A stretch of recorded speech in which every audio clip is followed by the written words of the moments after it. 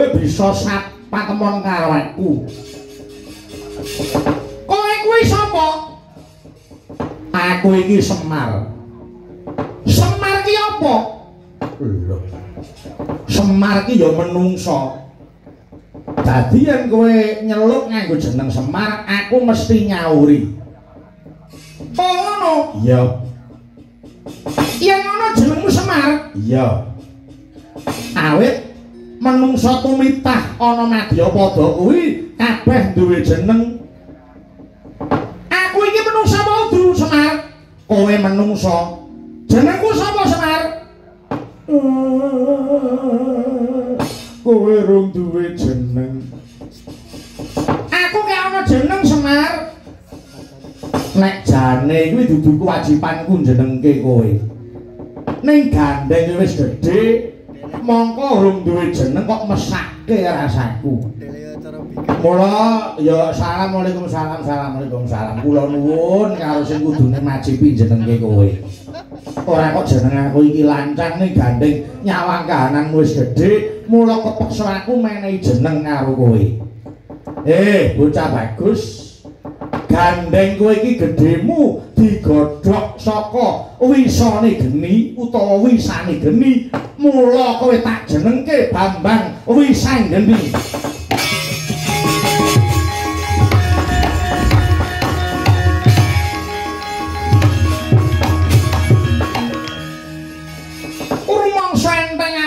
Semar urmangsa enteng ragaku. Yen ngono kowe kuat nganggo jeneng Wisanggeni. Semar, apa? Aku takon karo kowe Mar Semar. Aku njuk tulung ya njuk tulung.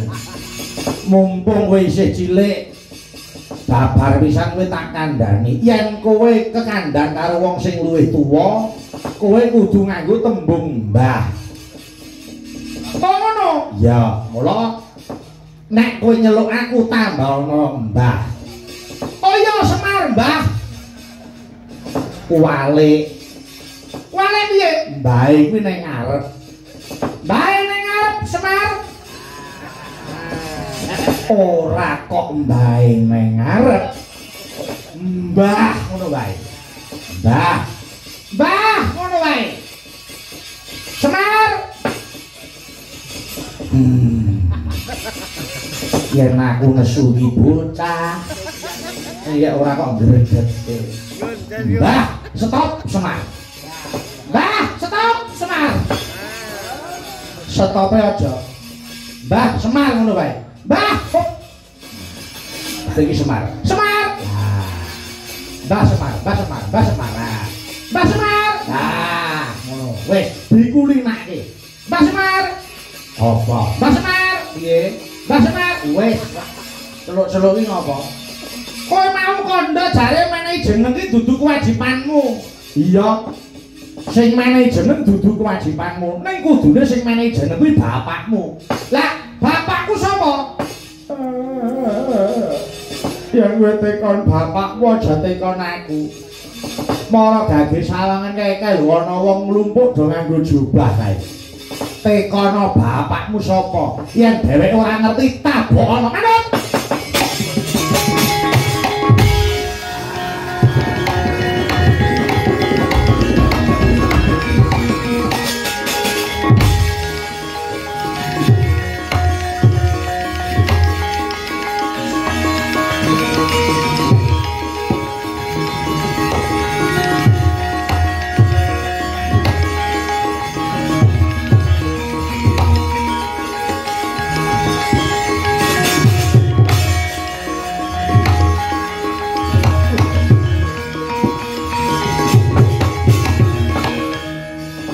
Pawongan kok kemaki ora jamak.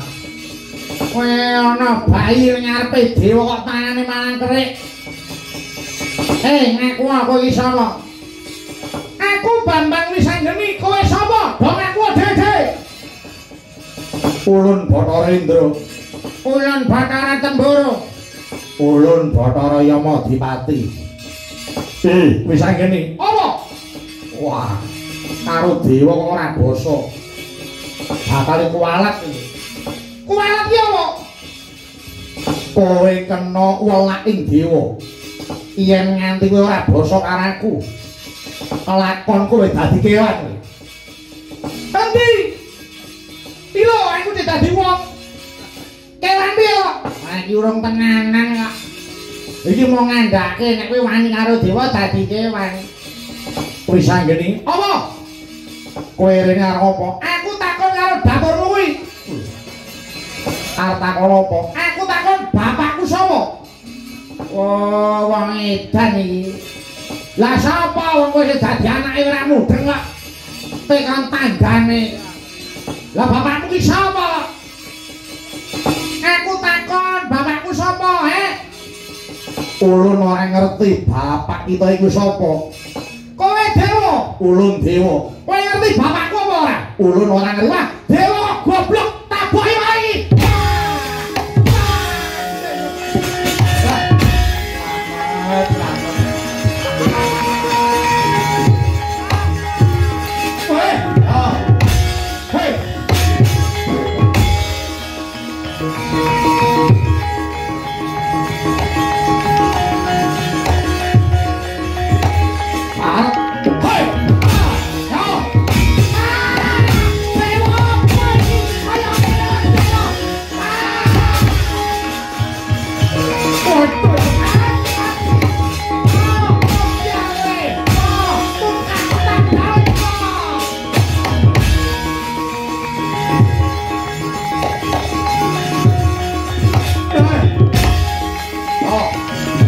Perintah kalau salah.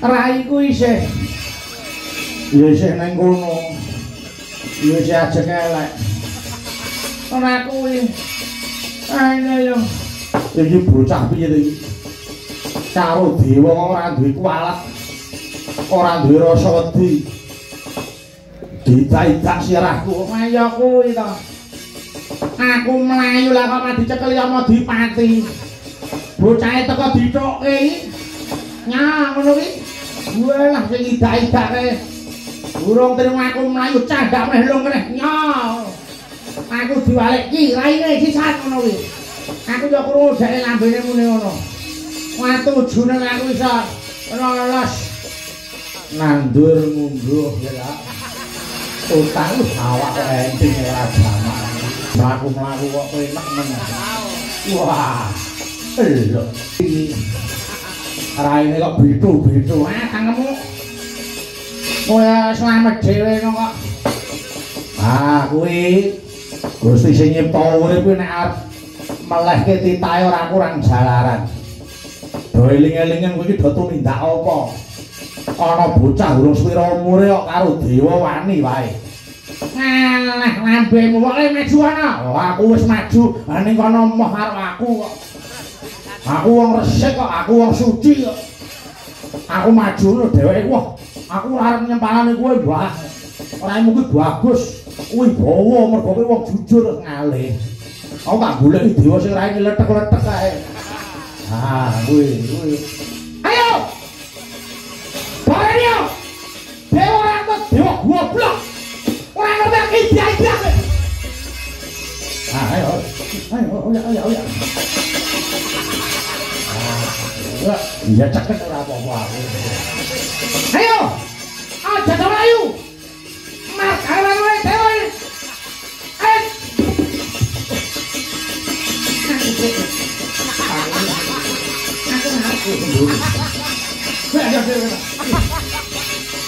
Ayo. Ora sedo ayo. Di ngetol dapure. Dewa goblok. Dewa ora ari apa-apa. Dewa makin ora jamak.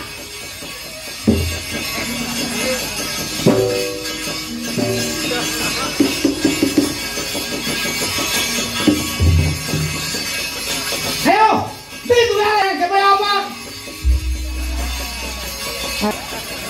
Sehat ale? Kotak. Ayo, aku tekan bapakku sapa? Iki munggahku ki lho.